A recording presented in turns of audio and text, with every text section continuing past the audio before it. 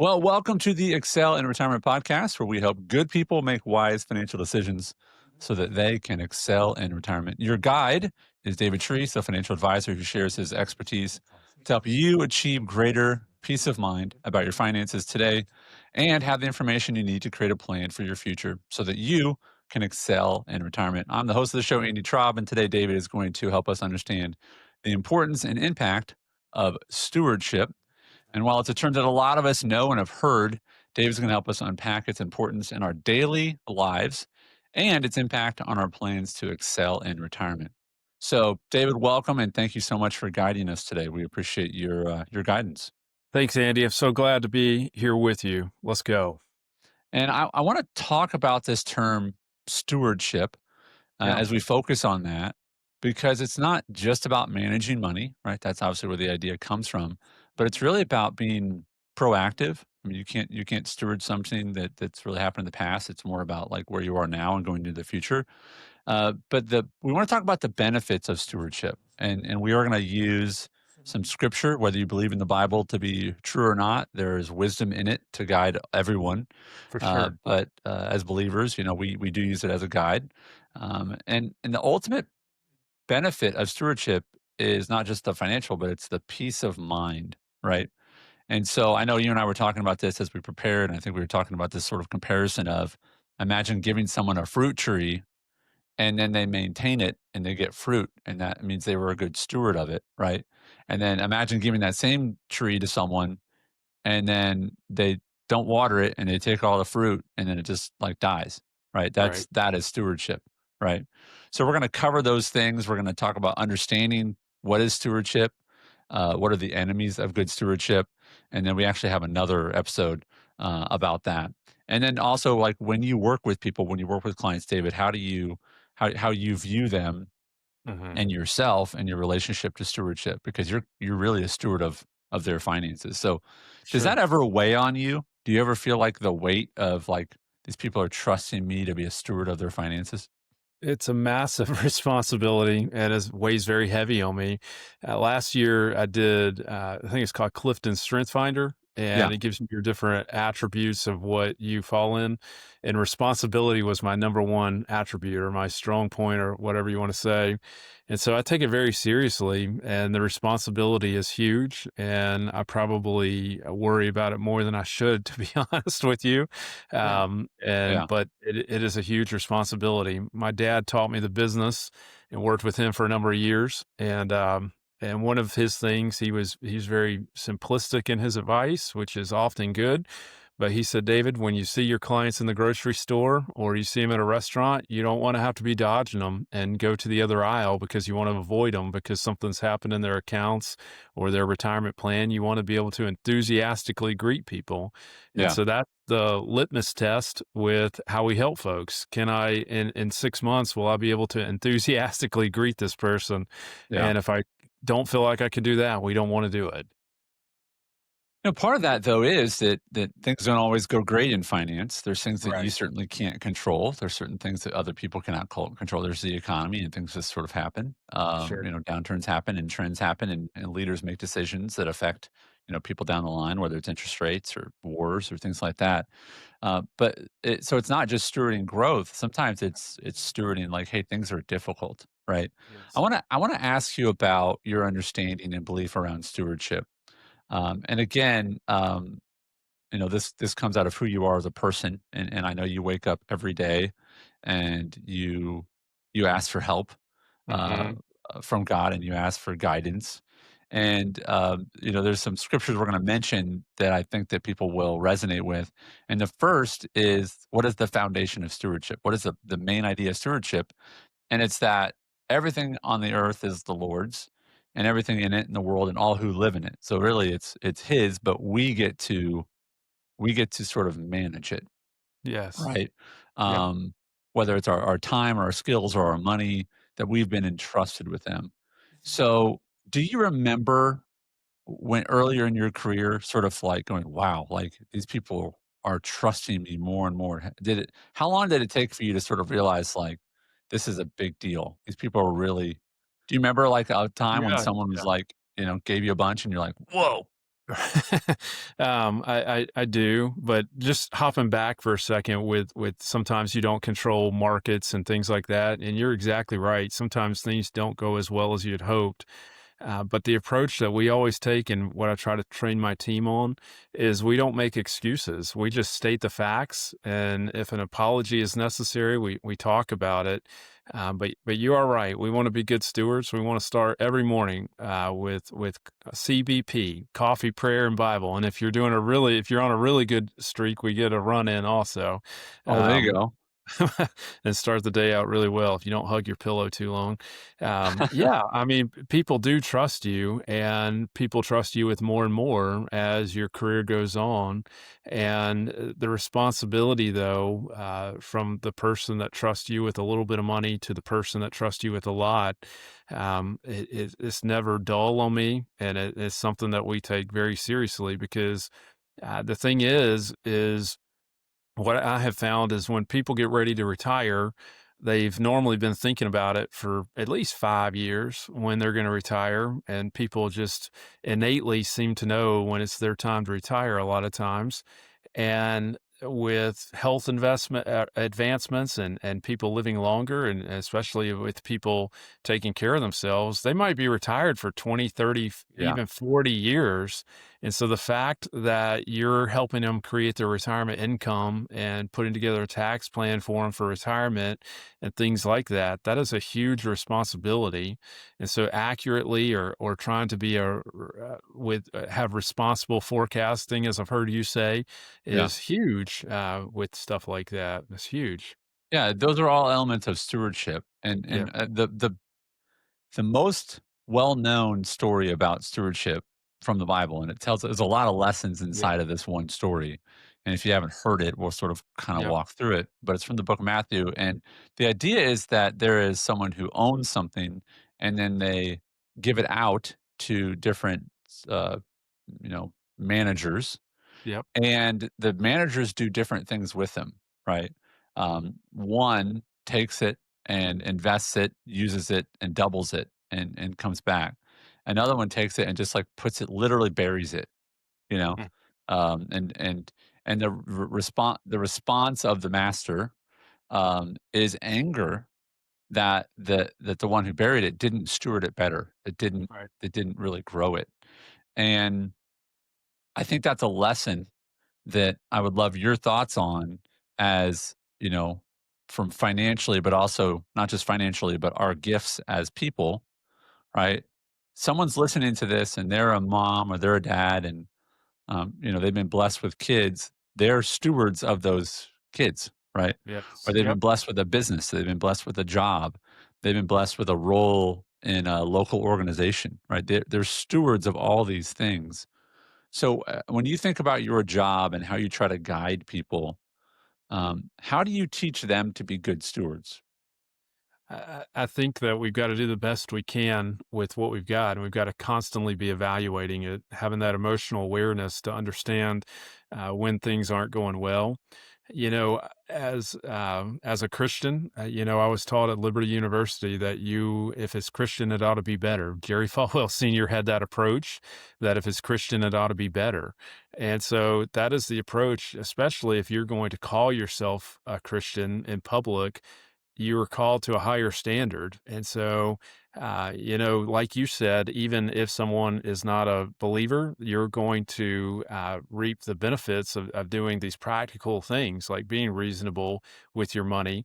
But being a good steward is you want to make sound investments, whether it's sound investments in your job with working hard and trying to advance yourself. I have a friend that he struggled with different jobs and so forth, and the different jobs asked him to get this certification and that, and he was like, I've got this degree, that degree, but I don't want to do that, and so I don't want to do any more of that. And so you're not really being a good steward of the situation if you're just refusing to try to advance yourself with that. And every day, like James Clear talks about in Atomic Habits, if we can get 1% better, it just compounds over time and it Right. can have massive consequences and it could create generational wealth for us. It could, and I wanna go back to that story in Matthew where, Yeah. the person who gives the gifts or gives the things to manage, is so well pleased with those who do a good job with it.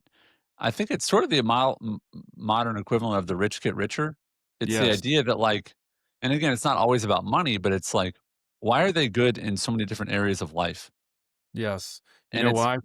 yeah, Because they take chances, right? They take chances. And we don't want to take unrealistic chances, but you have a lot of people though that live in turmoil. And if we turn on the evening news or the talk or all the news channels that cycle yeah, 24/7, we're just going to live in a perpetual state of fear. yeah, And so that affects people's outlook on money sometimes. And I'm not saying that we should not have guardrails on what we're doing. We should, especially as we get closer to retirement, and we shouldn't take unnecessary risk.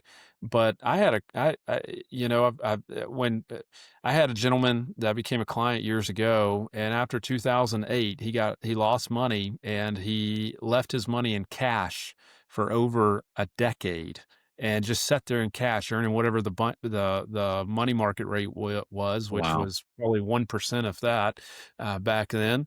And so I think that that would be the example of the guy that buried his treasure and he didn't yeah, make anything on his return. And the master came back and rebuked him. And, the challenge is when we take chances, going back to our earlier point, we're going to have some opportunities where we're going to fail, but life is not characterized by the failures, is characterized by how quickly we get back up and we achieve success. The people that achieve success, they might have failures from time to time, but they don't stay down. And yeah, so we've got to keep getting up. And so we can't advance our lives if we're not willing to take some risk with what we're doing. And the risk might be something as simple as getting that extra certification or getting this extra thing or taking this position and trying to advance ourselves. yeah, absolutely. Well, let's talk about also, the thing. This is interesting because it was actually the sermon at my church this weekend was talking about stewardship, and it talked about how you can't worship two things Hmm. at the same time. You have to pick which one you want to worship. And Hmm. it talked about you can't love God and money, but I love the differentiation. It didn't say you can't have money, right? Right. It just says you have to choose which one you're going to love more, right? Yes. Because I know a lot of people who love God and have a lot of money, right? Yes. Um, so I think you can have both. It's just a matter of when you wake up, what is your what is your north star, right? What Right. is your guide? So I Yes. think it's about, and we want to be rich. And I actually love this. It's from First Timothy. It says, "Command them to do good, be rich in good deeds, and be generous and willing to share." And that's one of Yes. the things I love about the idea of wealth is the ability to be even more generous, Yes. right? So I'm going to ask you just on a personal level, um, how do you find yourself as a steward of your own finances and family? Where do you find joy in good deeds? Where do you find joy in being generous and willing to share? Like, where do you find joy in that? Yeah. Um, y- y- just a quick story. I don't think you can be too generous, number one. And early on, before I was in this role, I worked with my dad in his office, and I was partially licensed, and so I was compensated based on production that we did in his office. And Mallory and my wife had a financial need, and the Bible says not to test God, but it gives one thing that you could test God on, and Yeah, it's being yeah, generous. And so we needed, I think it was $10,000 at the time that we needed. And so we prayed and we said, if we give 10% of our money to the church and to tithe, but if you will provide this, we will give 20%. And it wasn't a few days later, this couple comes in and they're retired farmers and down to the earth, salt of the earth people. And they walk in and I'm over there taking notes and just keeping my mouth shut. That's what I did for my dad, is just yeah, take notes yeah, in these meetings and so forth and help him when he needed stuff and so forth. And I was quickly doing the math when they started talking about their assets, and I knew when they started talking about their assets, I was like, "This is the answer to prayer. And Mhm. here they are walking right in. And it was just amazing to see that happen. And so we have tried to exercise generosity. I think generosity not only comes financially, it comes with our time. And the challenge with our time and giving our time to people and people that are needing help is the problem with that. And the challenge I have is the more success you have, the less time you often have. Yeah. And so it becomes more and more challenging, especially when you have young kids. And, um, and so we want to be generous, and I think that people that operate with a closed fist normally don't get as much as people that operate with an open hand, Right. and that is our philosophy too as a company. We don't have any secrets, you know. There's no proprietary this or that. I've published just about, or not, I would say everything, but a blueprint for what we do as a company in my book last year, and so I you could take our ideas and implement them yourself, or you could take Right. them and take them to another advisor. But the reality is most people, you know, in the personal development space, people talk about how it doesn't matter if you give away all of your ideas because only 1% of the people are going to do anything with them anyway. There's some I love stat it. like I might Yeah. be butchering that, but it's some stat like that. And so, you know, I gave up. You know, there's a lot of people in our industry that want to be really reluctant to talk about what they do and their secrets or whatever they think they're doing that's secret. And it's a terrible way to live, I is my agree. approach. And it's stressful I and wanna it's talk not about the way that. that I I wanna do talk about that a business. little bit more in depth in Yeah. regards to making wise financial decisions when it comes to stewardship. And, in future episodes, we're gonna talk about very specific decisions you can make to make better decisions with your money, Yeah. very specific. But one of the things that are one of the key components is to have a plan. And one of the Yes. most famous scriptures about plan people reference a lot is from Luke 14. It says, "Suppose one of you wants to build a tower. Won't you first sit down and estimate the cost to see if you have enough Mm, money to complete it? And yeah. then you have to lay the foundation and you're not able to finish it. Everyone who sees it's going to laugh at you. And they're going to say, this Mhm. person began to build but wasn't able to finish. And it's simply just saying, you need to plan, you need to think Yes. ahead. And I think about this on a really practical level. Maybe they should have just built a smaller tower, meaning, like, don't get over Yeah. don't Yeah. it's not don't build a tower, it's like, don't say, "I'm gonna build a 30, foot tower," when you really just should have built a 10-foot tower, and I Yes. think it's a great picture, even though it's obviously from a very old book, of a modern day tension people have is they just don't plan well. Right? They Yes. don't have a specific plan in place.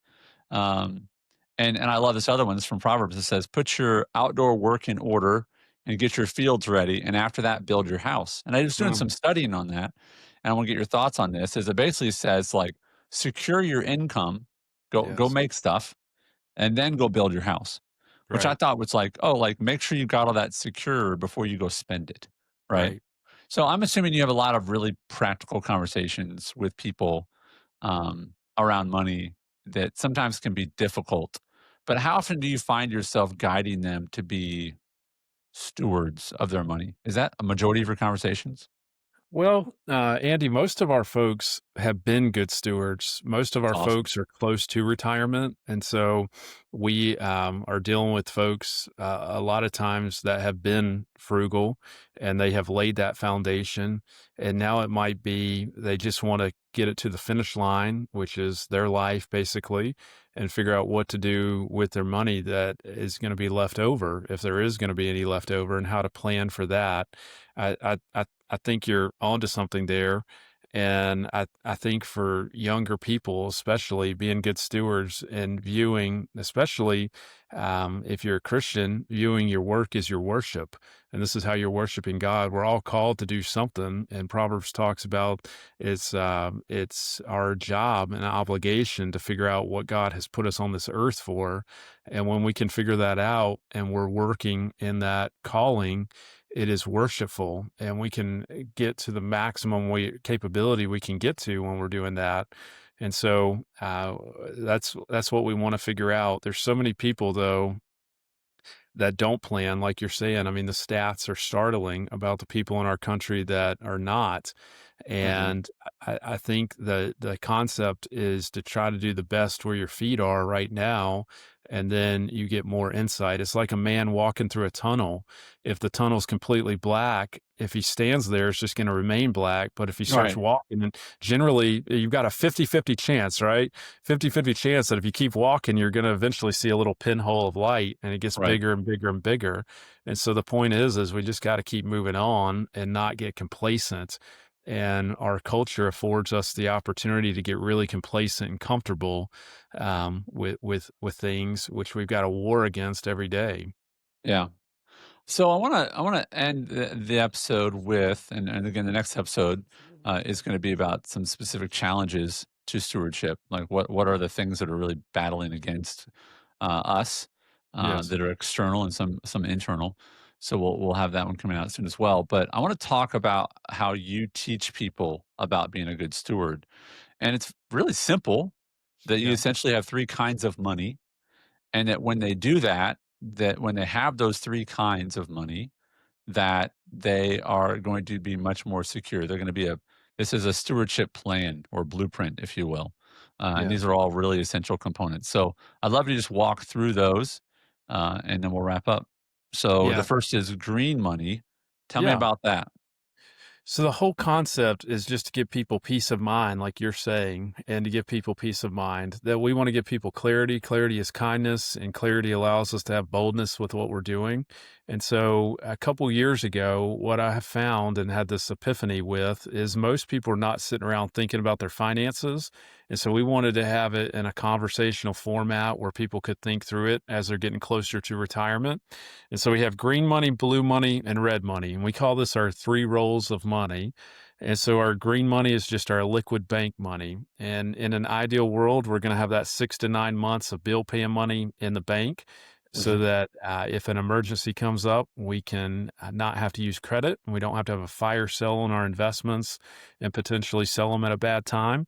If we ever get into a position where we have more than a year of bill paying money, we generally call that lazy money. Are you familiar with what lazy money is?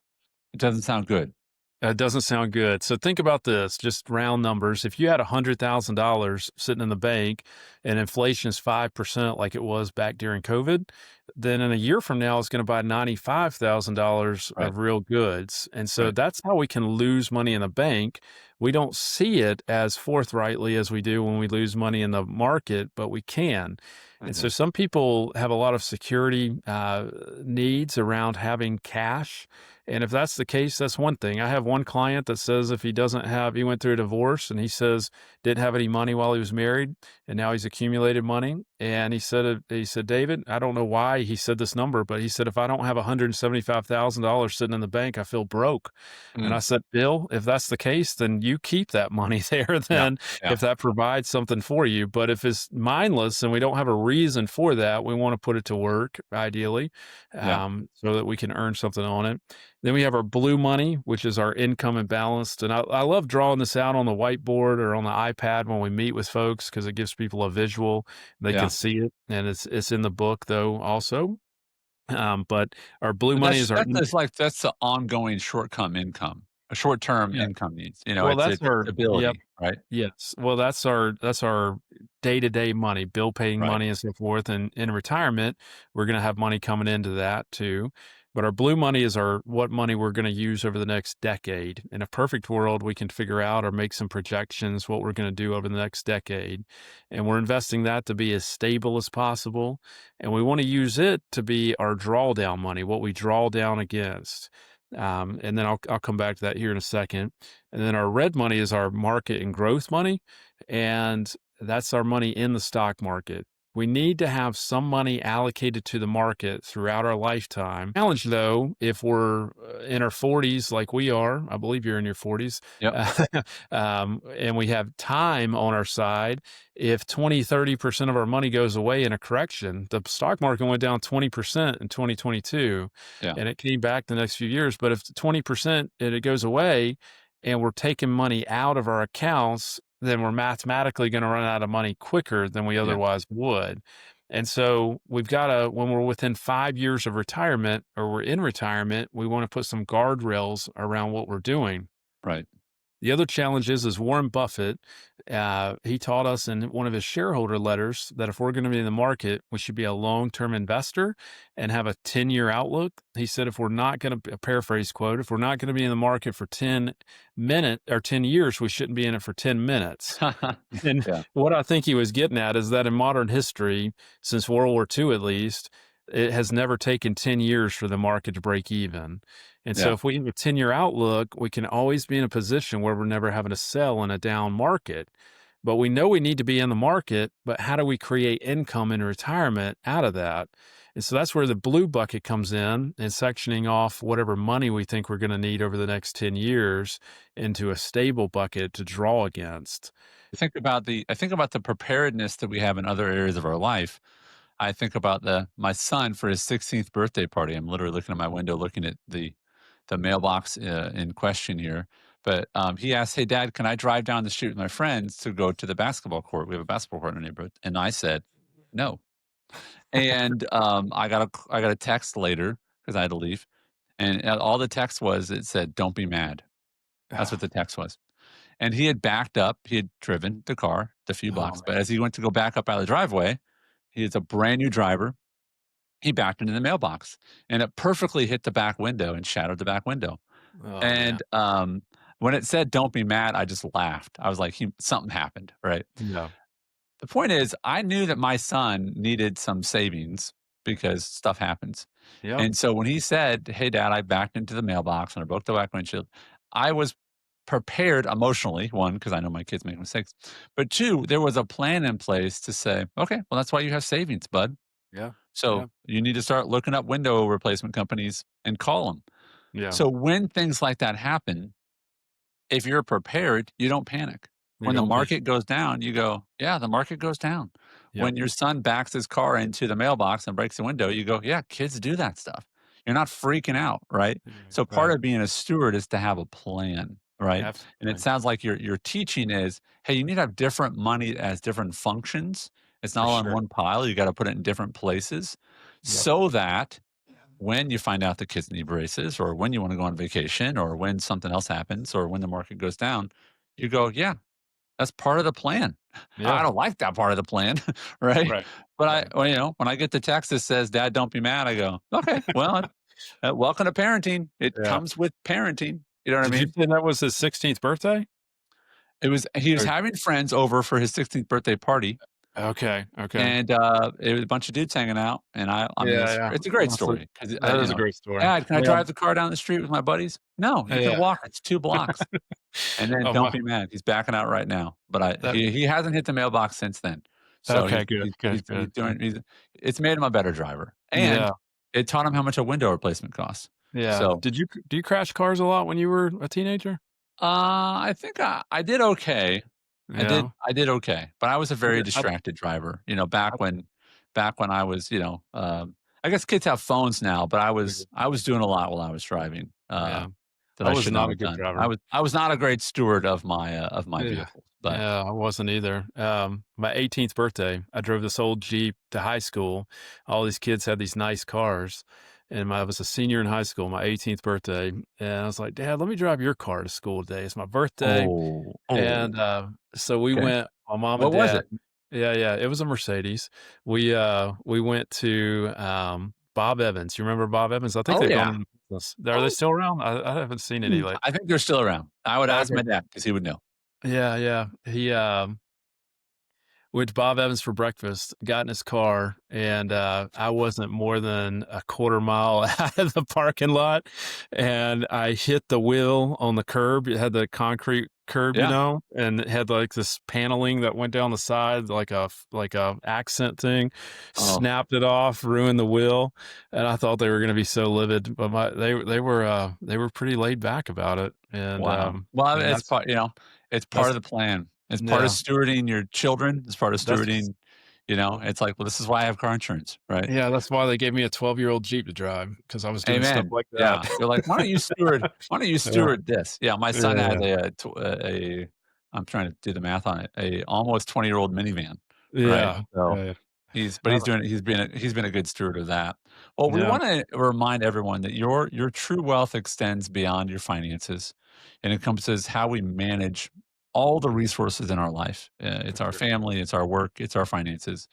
But when you make wise decisions and you plan proactively, you can achieve, and this is David's goal, is to help you achieve peace of mind. And For that sure. really is priceless, right? Yes. And then you can excel in retirement, which is most people's goal, right? And then you can secure that truly, future that's rich, and has purpose and allows you to be generous. Yes. Those are the goals. And part of helping you achieve those things is David has assembled a guide about some key ages in retirement. And these are things you want to be prepared for as they approach. And so we've created a resource called the Complete Guide to Retirement Ages. And it's a great resource where you literally just look at the age and say, okay, here's what happens at this age that I need to be prepared for and ready to, or just excited about, get to happen at those specific ages. So go to clientsexcel.com and you'll see a link to that there, and you can get that guide, no cost, and it'll be a great resource to you or anyone else you know that is approaching their retirement and wants to be purposeful in that. David, thank you for teaching us about how to be a better steward. I look forward to our next episode. We talk about really some specific things that are making being good stewards a lot harder. So we're going to talk Yes. about those in the next episode. Sounds good. Thanks so much, Andy. I enjoyed it. Investment advisory services offered through Creative One Wealth, LLC, a registered investment advisor. Clients Excel and Creative One Wealth are unaffiliated entities. We are not affiliated with or endorsed by any government agency and do not provide tax or legal advice. Investing involves risk, including the loss of principal. No investment strategy can guarantee a profit or protect against loss. Licensed insurance professional. Insurance and annuity products are backed by the financial strength and claims paying ability of the issuing insurance company. Investment advisory services are provided in accordance with a fiduciary duty of care and loyalty that includes putting your interests first and disclosing conflicts. Insurance services have a best interest standard, which requires recommendations to be in your best interest. Advisors may receive commission for the sale of insurance and annuity products.